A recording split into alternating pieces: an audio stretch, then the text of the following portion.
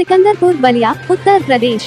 भाजपा जिला महामंत्री प्रयाग चौहान व नगर अध्यक्ष प्रतिनिधि संजय जायसवाल के नेतृत्व में दर्जनों पदाधिकारियों और कार्यकर्ताओं ने 29 अप्रैल दिन रविवार को क्षेत्र भ्रमण के दौरान फूलों की नगरी कहे जाने वाले सिकंदरपुर नगर पहुंचे। उत्तर प्रदेश सरकार के कारागार मंत्री दारा सिंह चौहान और सांसद प्रत्याशी सलीमपुर रविंद्र कुशवाहा का फूल मालाओं से लादकर भव्य स्वागत किया।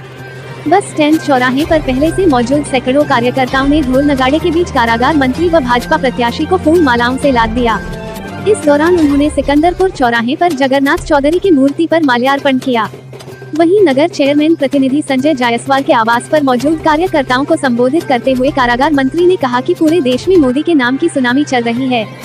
सारे विपक्षी दल इस सुनामी में अपनी जमीन तलाशने व तराशने में लगे हैं।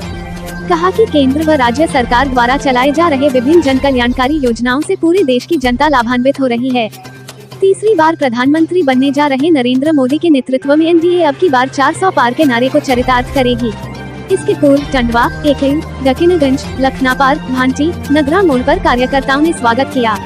इस दौरान मुख्य रूप से बृजभान चौहान, दिलीप सिंह, अरविंद राय, राजू तुरैया, जितेंद्र सोनी, नीरज सैनी, अरविंद मौर्य, अनिल पासी, रविंद्र वर्मा, रमेश गुप्ता, बजरंगी चौहान, विनोद शंकर गुप्ता, प्रमोद गुप्ता, राकेश चौहान सहित दर्जनों की संख्या में पदाधिकारी और कार्यकर्ता मौजूद रहे।